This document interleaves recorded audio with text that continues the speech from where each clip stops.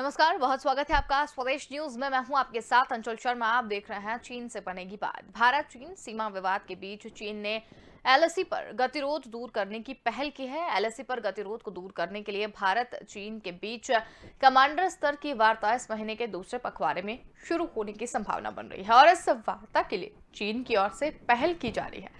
बताया जा रहा है कि चीन जल्द ही वार्ता के लिए आमंत्रण भेजेगा। भारत चीन के बीच अब तक 13 राउंड की वार्ता हो चुकी है, लेकिन अभी तक दोनों देशों के बीच बातचीत बेनतीजा रही है। 14वें राउंड की वार्ता में कुछ हल निकलने की संभावना है। भारत के लिए ये भी ठीक रहेगा क्योंकि भारतीय सैन्य बल 1971 की जीत का जश्न मना रहे होंगे। 16 दिसंबर 1971 में भारत ने पाकिस्तान को हराया था। भारतीय सेना जीत की स्वर्ण जयंती मनाएगी और दोनों देशों के बीच अब तक हुई सैन्य बातचीत में पैंगोंग का झील और गोगरा हाइट्स के किनारे पर फ्रिक्शन पॉइंट के गतिरोध को हल कर लिया गया है।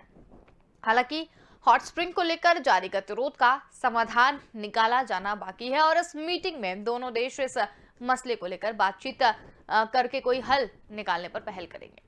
कुछ समय पहले ही भारत चीन सीमा मामले पर परामर्श और समन्वय के लिए राजनयिक बातचीत हुई थी। चर्चा के दौरान दोनों पक्षों ने किसी तरह की अप्रिय घटना को अंजाम नहीं देने का वादा किया था और ऐसे में अब देखने लायक ये होगा कि 14वें दौर की बातचीत में क्या नतीजे सामने आ सकते हैं। ये सवाल इसलिए भी है कि चीन और भारत के बीच भले ही सीमा विवाद को लेकर संघर्ष चल रहा हो, लेकिन कई मोर्चों पर चीन और भारत के साथ खड़े हुए भी दिखाई दिए। हाल ही में जलवायु परिवर्तन सम्मेलन COP26 में भारत और चीन ने एकजुटता दिखाई थी।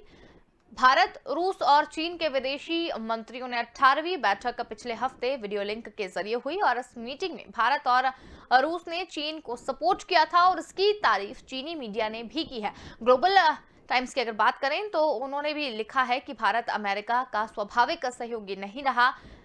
भारत जापान या ऑस्ट्रेलिया की तरह अमेरिका का छोटा भाई बनने के लिए बेकरार है, लेकिन खुद एक सुपरवाइजर बनने का सपना पाले हुए है। चीन के नेशनल स्ट्रेटेजी इंस्टीट्यूट ने भी ये कहा है कि भारत बाहरी दुनिया को एक सकारात्मक संदेश देना चाहता है कि भारत चीन के साथ संघर्ष को सुलझाने की कोशिश कर रहा है और दोनों देशों के द्विपक्षीय संबंध खराब होने के बाद स्थिर भी हो सकते हैं। दोनों देशों को अधिक संवाद और परामर्श के माध्यम से अपनी चुनौतियों का सामना करना होगा। तो इसी पर आज हम बातचीत करेंगे और चीन से बात बनेगी या नहीं, इस पर हम बातचीत करेंगे। इसके साथ ही हमारे साथ दोनों रक्षा विशेषज्ञ यहाँ पर जुड़ गए हैं। हमारे साथ रक्षा विशेषज्ञ अमरदीप त्यागी जी जुड़े हुए हैं और रक्षा विश्लेषज्ञ सुमन शर्मा जी हमारे साथ यहाँ पर जुड़ी हुई हैं। आप दोनों का ही बहुत स्वागत है। तो अमरदीप सर, आपसे जानना चाहेंगे कि जिस तरीके से चीन से बात बनेगी या नहीं, इस पर संशय बना हुआ है। लगातार भारत और चीन की कई दौर की वार्ता यहाँ पर हो चुकी है।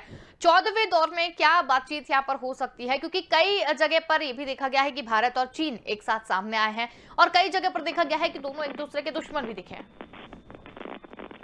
देखिए, भारत का हमेशा से प्रयास रहा है कि किसी भी विवाद को बातचीत के जरिए से सुलझा लिया जाए। रही बात COP में चाइना को सपोर्ट में जो दे रहे हैं, वो एक्चुअली मैटर डिफरेंट है। It has no relationship with Indian dispute with China on borders, because जो उसमें जो COP26 में बात थी, दैट वाज बेसिकली कि to stop the use of coal, जबकि इंडिया और चाइना मतलब दूसरे और तीसरे नंबर पर हैं जो कोल का सबसे ज्यादा इस्तेमाल करते हैं पावर जनरेशन से लेके बाकी और सब चीजों में। तो because of that reason both countries were together, they want to cut down the use of coal but don't want to freeze out coal at all. Okay, तो that was the reason. But वही border की बात, वो different issue है।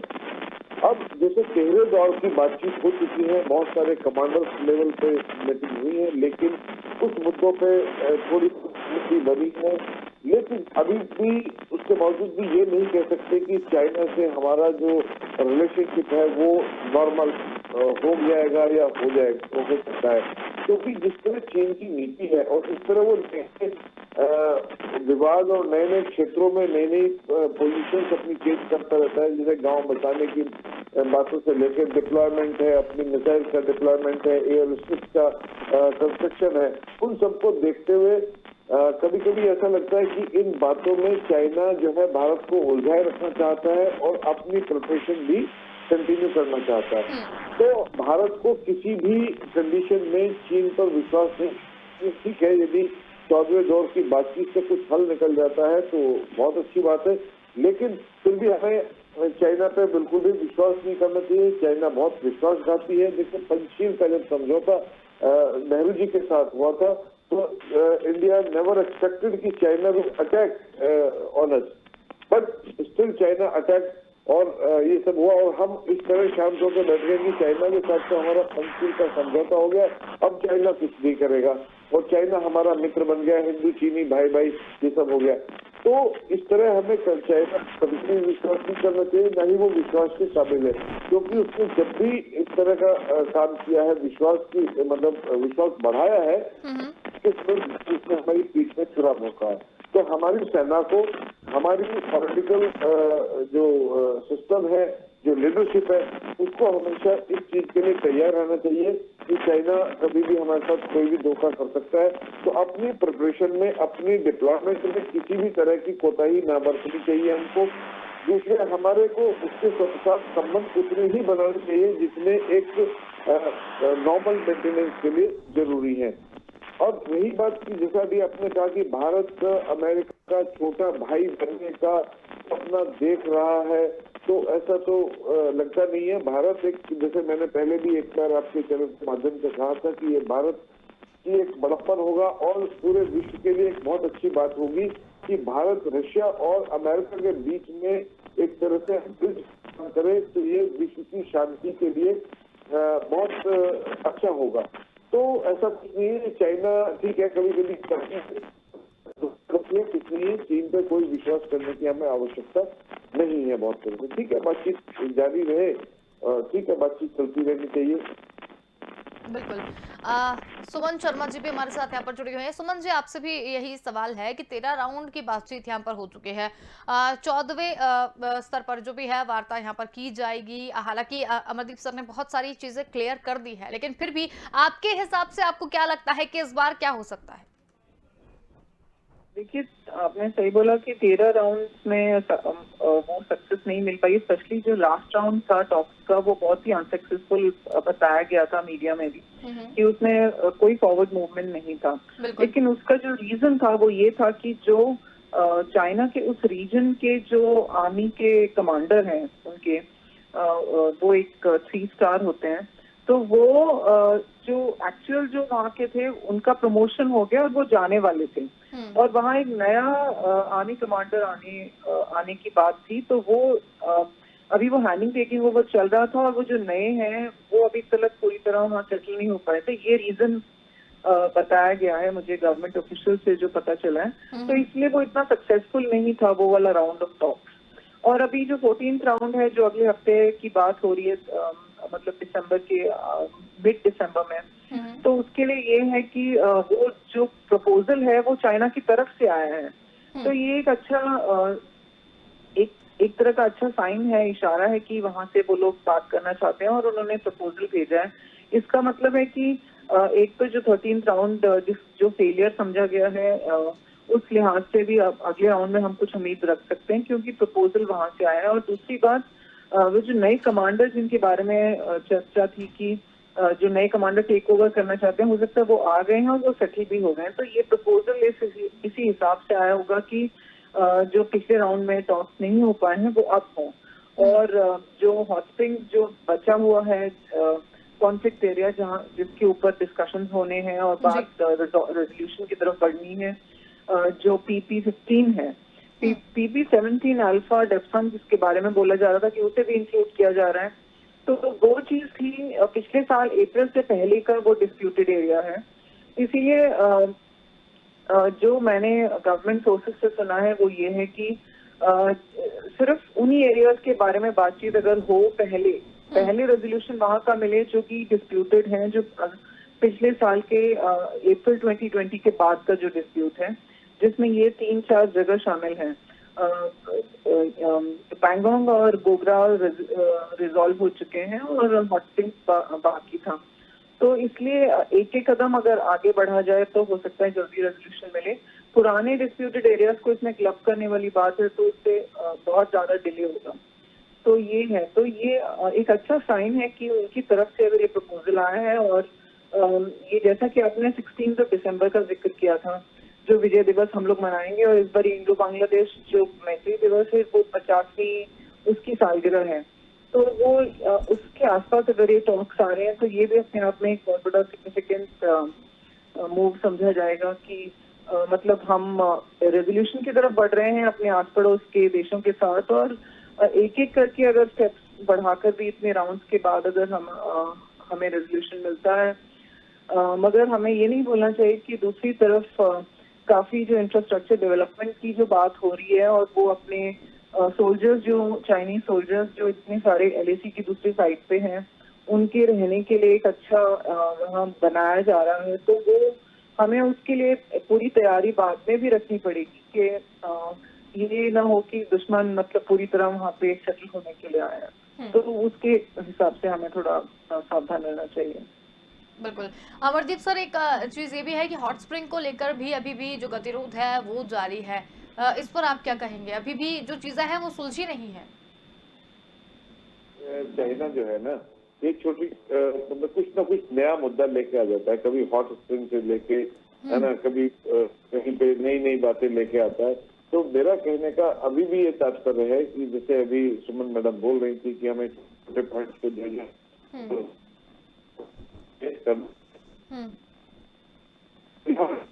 कल दूसरी जगह discuss कर देगा।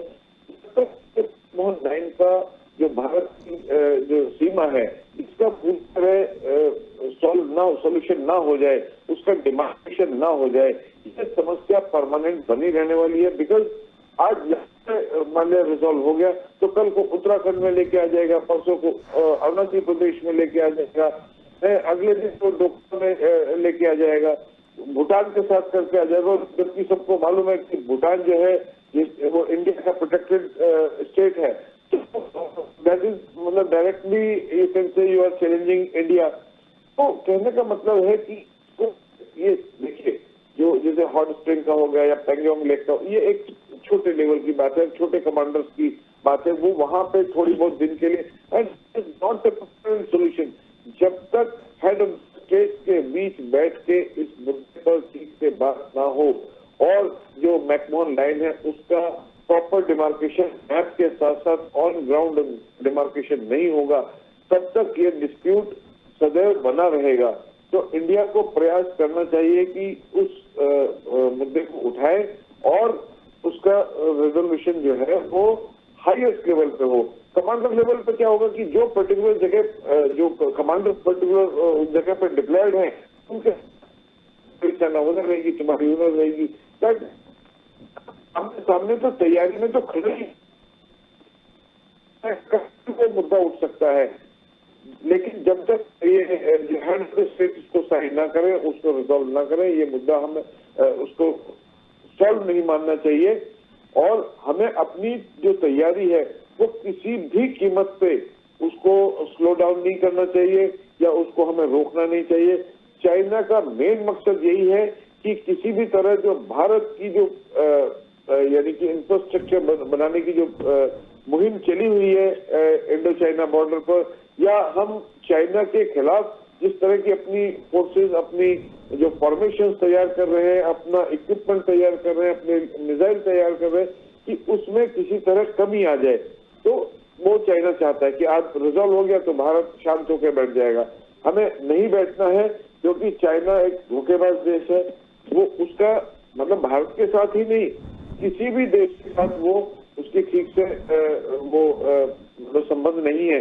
अब वो मतलब छोटे छोटे मुद्दे लेके दूसरे देशों पे एक तरह से कब्जा उनको अपने अंडर कंट्रोल होना चाहता है। अभी देखिए जो जिस तरह वो श्रीलंका में उसका इन्वॉल्वमेंट हो रखा है, तो वहां भी मतलब अभी जो वहां के जो पूर्व कमांडर थे, अभी नाम तो ध्यान नहीं आ रहा उनका, उन्होंने कमेंट किया था कि चाइना उस हाबन टोटा उसका एयरपोर्ट बना रहे, कि उस तरह करके चाइना को श्रीलंका को इतना देगा कि श्रीलंका पर पूरा उसका कब्जा हो जाएगा। इस तरह की वो हरकतें करता है। उसके अलावा ताइवान के साथ रोज करता है और दूसरे साउथ चाइना सी में रोज उसका किसी न किसी देश के साथ कुछ ना कुछ चलता है। तो चाइना जो है शांत बैठता नहीं है। भारत को भी ये चीज ध्यान में रखते हुए जो भी हम उसके साथ टॉक करते हैं, जो भी बात करते हैं, उन सबको हमें अपने बैक ऑफ द माइंड में रखना होगा। देन हम उसके साथ बिल्कुल। लेकिन अमरदीप सर, एक सवाल और यहाँ पर निकल के आ रहा है कि जिस तरीके से यहाँ पर बात की जा रही है, चीन से बात बनेगी या नहीं, 14वें दौर की वार्ता भी यहाँ पर हो सकती है, तो इसे कैसे समझा जाए कि चीन से जो हमारा लगातार जो तनाव चल रहा था सीमा का, वो इससे खत्म हो जाएगा या इसे दोस्ती का हाथ समझा जाए चाइना की तरफ से, कैसे देखे इसे? शॉर्ट ड्यूरेशन तो हो जाएगा। जैसे हमने एक दिन पहले भी कहा था कि जैसे अभी रशिया के साथ हमारी बातचीत थी, है कि कहीं से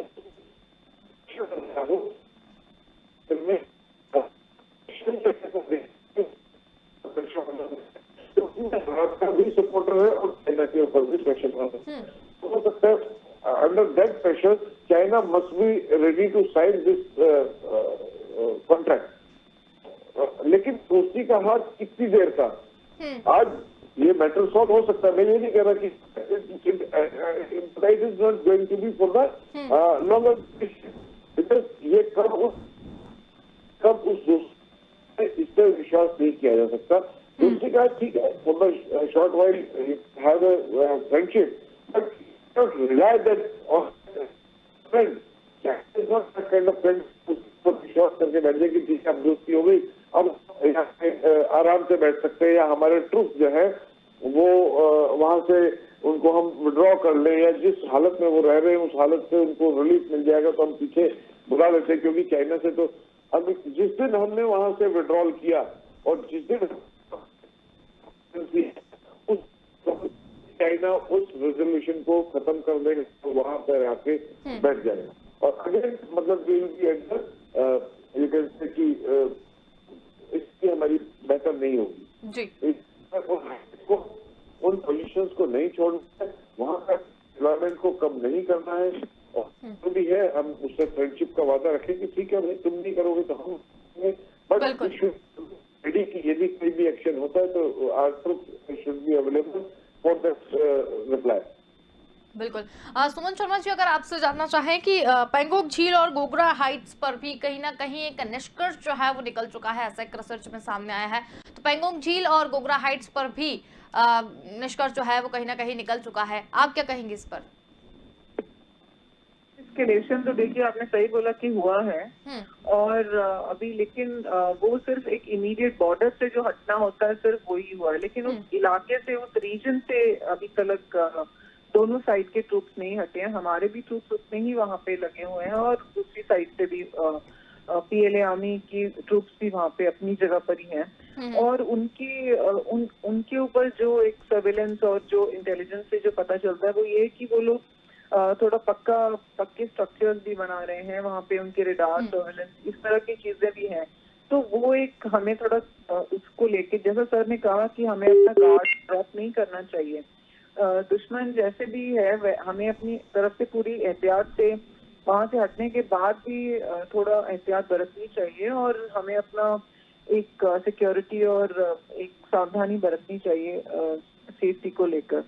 तो उसके अलावा सर ने जैसे बताया था कि ये वाली जो हरकतें जो चीन करता है, तो वो एक टॉप लीडरशिप उनके बीच में जब तक कुछ नहीं होगा ये इन बातों का रेजोल्यूशन निकलना मुश्किल है। वो अपनी जगह बात सही है, क्योंकि जब भी चीन कोई इंकर्जन करता है, या कोई भी, जैसे ताइवान के ऊपर उसने अपने एयर पेट्रोल्स बढ़ाए हैं, और जिस तरह वो समुद्री हरकतें करता है अपने आस पड़ोस के छोटे देशों के साथ, तो क्योंकि इंटरनली जब चाइनीज कम्युनिस्ट पार्टी के अंदर प्रॉब्लम्स आती हैं, लीडरशिप थ्रेटन होती है, तो उन्हें ये सारी हरकतें करनी पड़ती हैं नेशनलिज्म को इन्वोक करने के लिए अपने देशवासियों के सामने, ताकि वो पावर में बने रहें। ये उनका एक बहुत ही पुराना ये उनका एक हथकंडा है जो वो अपनाते हैं, और इसीलिए हमें समझना चाहिए कि जब भी चीन ऐसी वाली जो हरकतें करता है, इंकर्जन्स करना, इंक्रोचमेंट करना टेरिटरीज को, और लाइंस को, बाउंड्री लाइंस को पार करना, और ऐसे तो उसका मतलब है कि वो इंटरनली चाइनीज कम्युनिस्ट पार्टी के अंदर लीडरशिप को लेके प्रॉब्लम्स हैं। उसके अलावा लीडरशिप समिट जहां तक है इंडिया और चाइना की, देखिए इनफॉर्मल समिट स्टार्ट करी गई थी इन दोनों कंट्रीज के बीच में ये सोचकर कि जो बातें वैसे नहीं हो पाती इनफॉर्मली हो। तो 2018 और 2019 दो बारी हुई है। 2018 में मिस्टर मोदी गए थे चाइना, वुहान में हुई थी सबसे पहली इनफॉर्मल समिट, और 2019 में शी जिनपिंग आए थे हिंदुस्तान, तो यहाँ तमिलनाडु में हुई थी। उसके बाद नहीं हो पाई है पिछले साल कोविड की वजह से, और इस साल भी ये पूरा साल खत्म हो गया है, तो अभी भी कुछ पिछले 2 सालों से नहीं हो रहा है। तो ये भी वो इनफॉर्मल समिट स्टार्ट करी गई थी डोकलाम के फौरन बाद, क्योंकि डोकलाम इतना लंबा चला था, 73 डेज का था, और उसके लिए इतना हल्ला मच रहा था कि वो लोग मतलब टेरिटरी को लेके बैठे हुए हैं और अब यहाँ पे परमानेंट स्ट्रक्चर्स बनेंगे।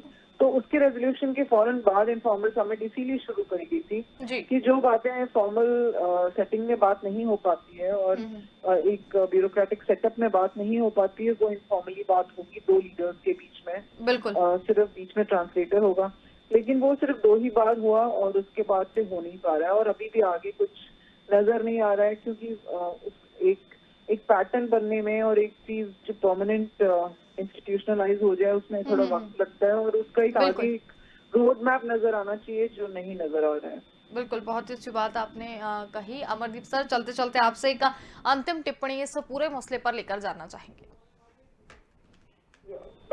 जो मिलिट्री कमांडर्स की जो टॉक्स होती है वो प्रैक्टिकली और ड्यूरेशन की होती है, वो और छोटे छोटे मिलिट्री इंटरेस्ट की बात होती है, where it is international matter and it is matter of international boundary between 2 countries. बिल्कुल। So these talks are supposed to be held under the, you can say, aegis of the head of the state. विदेश मंत्री दोनों देशों के बैठे हैं, प्रधानमंत्री और वहाँ के राष्ट्रपति वो आमने सामने बैठ के इस पर बात करें, फिर जो दोनों की तरफ से वो मैप्स लेके उसका डिमार्केशन करें, और वो ग्राउंड पे डिमार्केशन हो, सॉल्यूशन तब हो सकता है, वरना ये कोई सॉल्यूशन नहीं होगा। मिलिट्री लेवल की कमांडर्स बातें करेंगे, आज वो हो जाएंगे, कल वो फिर उनको उनका वार्शन हो जाएगा, इसमें कोई बड़ी बात नहीं है। तो इसलिए मैं कहना चाहूंगा कि हमारी फौज को अपने लेवल पे जो करना है अपने